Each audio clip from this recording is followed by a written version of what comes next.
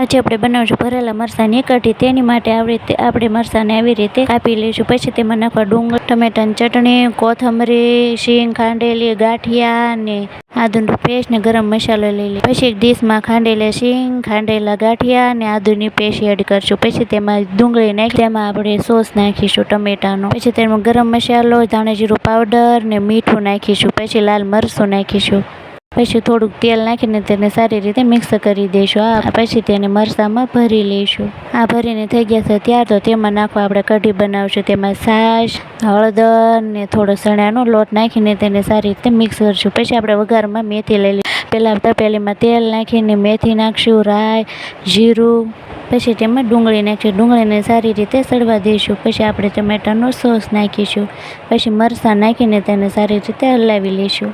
પછી તેમાં છાશની કઢી એડ કરીશું। પછી તેને થોડી વાર પાકવા દઈશું। આ પાકીને થઈ ગયું છે તૈયાર। તો આ ભરેલા મરચાંની કઢી છે તૈયાર।